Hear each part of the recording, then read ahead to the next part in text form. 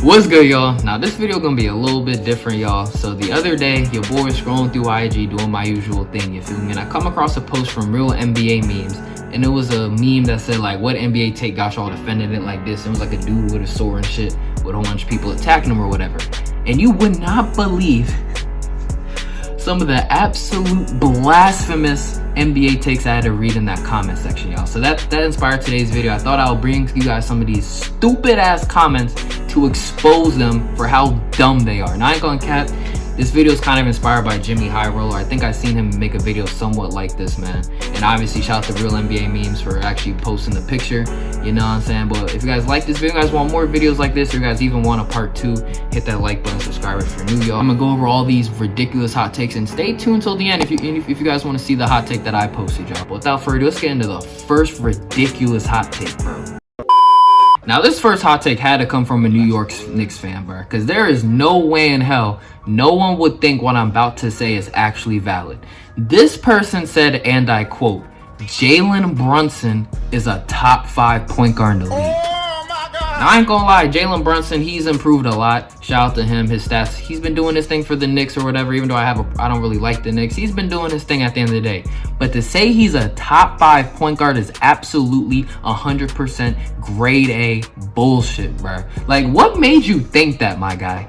So, but anyways, let's get to the stats. Now, first things first, 5 point guards who are already better than Jalen Brunson, and it's like no debate, which already like throws this dude's argument out the window, is Steph Curry, Damian Lillard, Luka Doncic, Kyrie Irving, and Ja Morant. And then the next couple, I even added a few more because I'm like, these dudes are automatically already better than Jalen Brunson too. And those people, you got James Harden and you got Trae Young. But then there's 3 more guards here that I thought might be debatable. So listen, y'all, I know I definitely made a mistake in forgetting Shai Gilgeous-Alexander, bro. He's definitely better than Jalen Brunson, and he's definitely a top 10 point guard, y'all. I was looking back over the film, and I'm like, damn, am I missing somebody?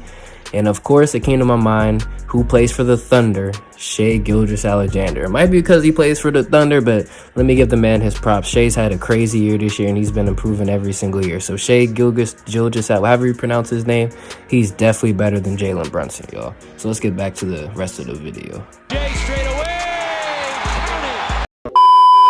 the other 3 were De'Aaron Fox, Darius Garland, and Tyrese Halliburton. So now I'm gonna break down their stats, you feel me, just to see if Jalen Brunson is even in the top 10.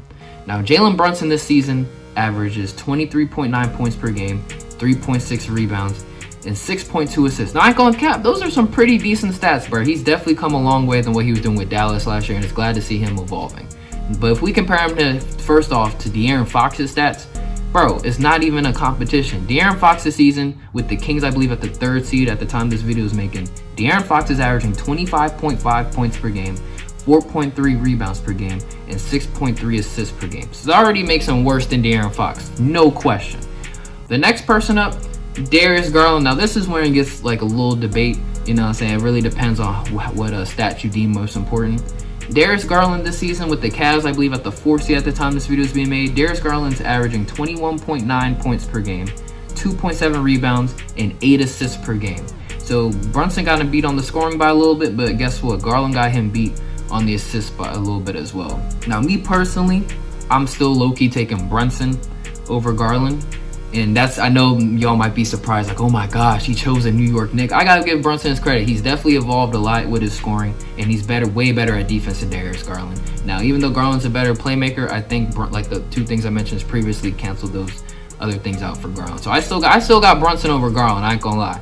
So I guess that automatically makes him top 10, but for the fun of it, to compare him to Tyrese Halliburton, man, Halliburton is averaging 20.6 points per game, 3.7 rebounds, and 10.3 assists. So he's averaging a double-double. In my opinion, that's already better. That's already better than Brunson, in my opinion. So I got Halliburton over Brunson, but that doesn't change the fact that Jalen Brunson is a top 10 point guard now.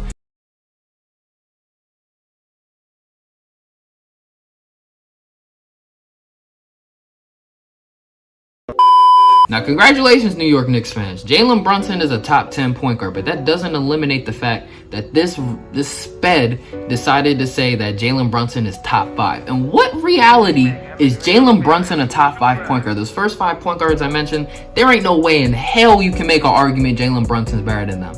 So I ain't gonna lie, that's the first ridiculous take, man. Let's get to the next one, yo. Now this take right here, yo.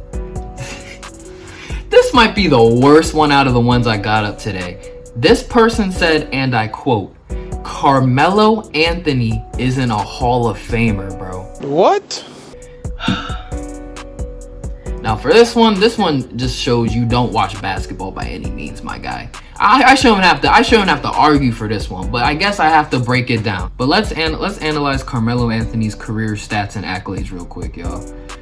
Carmelo Anthony over his career averaged 22.5 points per game, 6.2 rebounds, and 2.7 assists. His accolades are he's a 10-time All-Star, 6-time All-NBA selection. He was the 2013 NBA scoring champion. He was on the 75th anniversary team. He's 9th all-time in points. And he won, when he was a rookie, he won Rookie of the Month every month of that year. And he's the 4th person to only do that. And this isn't an NBA accolade, but it doesn't hurt to include that he's also an NCAA champion. Now, people always like to bring up the argument about how Carmelo Anthony didn't have any rings. So that I guess that disqualifies him as a Hall of Famer. But let's look at some other Hall of Famers that don't have any rings. Elgin Baylor. He went 0 for 7 in the NBA Finals. Great player, but he didn't win any rings. But guess what? He's also a Hall of Famer. Karl Malone, no rings, Hall of Famer. Charles Barkley, no rings, Hall of Famer. Steve Nash, no rings, Hall of Famers. Chris Paul, no rings, but he'll probably also be a Hall of Famer, bro. And if you look at Carmelo's stats, his stats are better than a lot of these dudes. And he's, like I said, one of the greatest scorers of all time. He's changed the game. A lot of people wanted to play with Melo. And people thought Melo was going to win a ring a few of his times. I ain't gonna lie, he's definitely sold in the playoffs over the years. But those facts doesn't cancel the fact that Carmelo Anthony is definitely, in my opinion, a lock to be in the Hall of Fame, bro.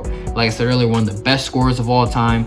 People want to play like Melo, you know what I'm saying? Melo really changed the game. So to say he's not a Hall of Famer, bro, really proves you know absolutely nothing about basketball, bro. Carmelo Anthony has put on some of the greatest performances at Madison Square Gardens, and he's one of the best Knicks of all time, if you want to admit it or not. So Carmelo Anthony is definitely a Hall of Famer, and to the person who said he isn't, bro, you deserve to be blocked, and you don't deserve to talk about basketball anymore for the rest of your life, bro. Now, this next hot take, actually, we got to go in a little more depth for this one. Now, this one on the surface, ankle at first, I thought it was ridiculous. But once I actually started analyzing, I'm like, bro, he's actually not that crazy. This person said that if Steph Curry wins one more final MVP, he'll be higher in the all-time rankings than Kobe Bryant. Now, I ain't gonna lie, on surface, once you hear that, you're probably like, what the hell, bro? You're probably thinking blasphemy, right? But let's actually think about this for a second. Let's like I did with the last one, we're gonna look at Steph Curry's accolades and then compare them to Kobe's accolades. And this is when these accolades would be is if Curry wins another final MVP or another NBA Finals. So if Steph Curry wins another NBA Finals, he'll have 5 rings, 2 Finals MVPs, 2 MVPs, and let's not forget one of them was unanimous. He's a 9-time All-Star, 8-time All-NBA. He pretty much has damn near every 3-point record in the book, including the all-time leader in three-pointers in the regular season 3-point record. He leads the Warriors franchise in points, assists, steals, field goals, and free throw percentage. He's a 2-time scoring champion on the 75th anniversary team, and he's an All-Star Game MVP. Now let's see how that stacks up against the legend Kobe Bryant. Rest in peace to Kobe, man. Kobe has 5 rings, 2 Finals MVPs, 1 MVP, but he's an 18-time NBA All-Star, 15-time All-NBA, 9-time All-Defensive First Team, 3-time All-Defensive Second Team, a 2-time scoring champion, and he was also on the 75th anniversary team. And I ain't gonna lie, if you look at these, bro, they have very similar resumes. Both have 5 rings, both have 2 Finals MVPs. Curry got him beat with MVPs, but Kobe got him beat with the All-Star selections and All-NBA selections. And while Curry has damn near every 3-point record in the book, Kobe has some defensive accolades as well, man. So to further get a better analysis of this, let's look at their actual averages. Man, why do I keep stuttering, yo? Kobe over his career averaged 25 a game, 5.2 rebounds, and 4.7 assists. And his best season was the season he was robbed of the MVP, which was the 2005-2006 season where he averaged 35.4 points per game. Now, let's put a pause on that for a second. How do you average 35.4 points per game and not win the MVP, bro? That is actually crazy looking back on that. But that's besides the point right now. That's for another video. He also averaged 4.5 assists and 5.3 rebounds. Curry over his career has averaged 24.5 points per game, 4.7 rebounds, 6.5 assists, and in my opinion, his best season was the 2015-26 season, which was the year he won his, I believe, the unanimous MVP, and he averaged 30.1 points per game, 6.7 assists, and 5.4 rebounds. Now, I ain't gonna lie, the best season has to automatically go to Kobe, and the overall stats, and probably still have to go to Kobe, bro. So I feel like this debate is purely off opinion. If you're an older head or were raised in the early 2000s or 90s, you're probably gonna say Kobe. But if you're from this newer generation, you've seen Curry change the game in your own eyes. You might take Curry over Kobe. But at the end of the day, though, there's one stat that doesn't really come up that you can't really measure. But I feel like that's the mentality, bro. Kobe had the same type of mentality that Michael Jordan had. He was a straight killer on the court, bro. You knew if you were playing Kobe Bryant, bro, shit was gonna go down. So, in my opinion, even if Steph Curry gets another Finals and Finals MVP, and him being my favorite, keep in mind, Steph Curry is my favorite player as well, bro. Favorite player is all time. I still have to have Kobe Bryant ahead of him. Now, it would be close. I believe if Steph Curry wins one more Finals, I think that makes him the best point guard of all time. I think that moves him above Magic Johnson. But to move him over Kobe Bryant, I just can't see that right now, man. But I ain't gonna lie, I like this hot take because, like I said, at first I was like, this dude's on some drugs. But then I started thinking about, I'm like, yo, like this is actually a lot closer than a lot of people really realize, yo. So I ain't gonna lie, out of all the hot takes I'm reviewing today, this is probably actually like the best hot take, bro.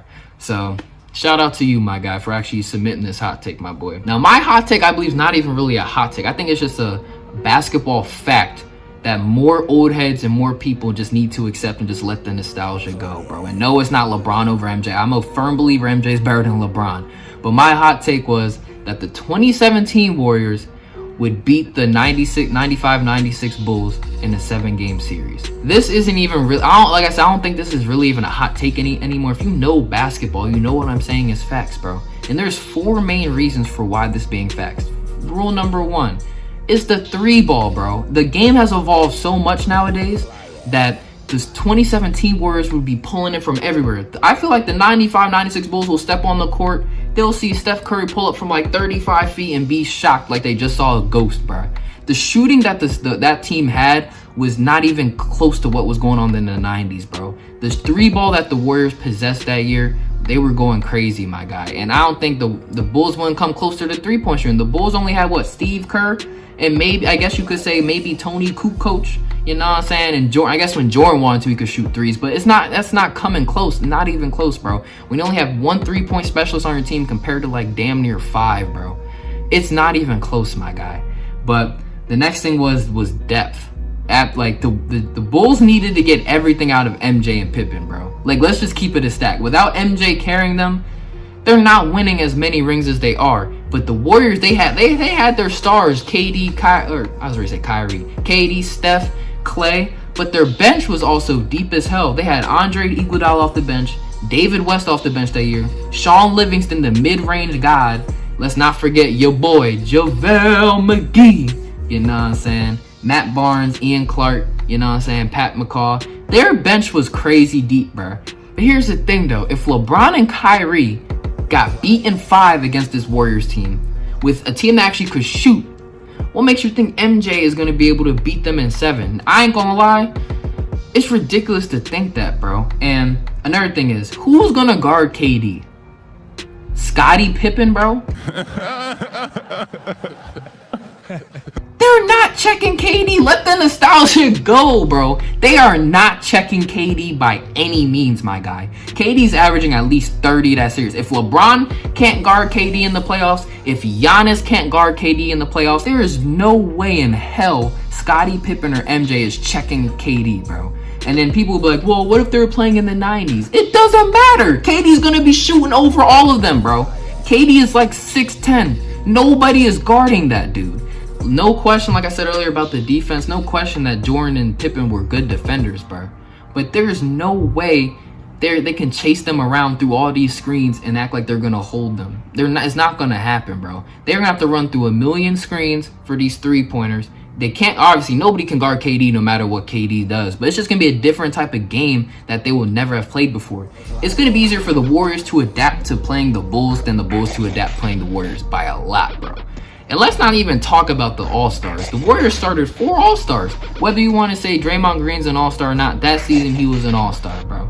And Klay Thompson, Curry, and Durant, in my opinion, outweigh MJ and Scottie. Now, whatever you want to say, you can. I agree, MJ's the best player out of all of them. But Curry and Durant, bro, that's one of the best duos in NBA history. Not to mention Klay Thompson, who also can shoot from anywhere. It's not a good matchup for the 95-96 Bulls, bro. I don't think they would be able to hold the Golden State Warriors. And I think the Warriors would bring an offense that the 95-96 Bulls never would have seen in their lives, bro. They would be shocked. I believe they will be shell-shocked as soon as they step on the court and see Curry pull up from like 35. They're like, what the hell, bro? But that's my hot take, man. Hopefully you guys learned something, because I ain't gonna lie, if you don't agree with that, please let me know. Please debate me in the comments. I want you guys to debate me in the comments. Share your hot takes in the comments, man. But I appreciate you guys so much for watching this video, y'all. Different type of video, you feel me? More content definitely on the way, y'all. But I appreciate you guys so much, man. Your bitch like the way that I move. Bust open right after school. Had to go buy her some Jimmy Choo. Now she swears she don't even know you. I thought that I told you, hey. Let's get the racks, let me go show you. Nigga, you're old news.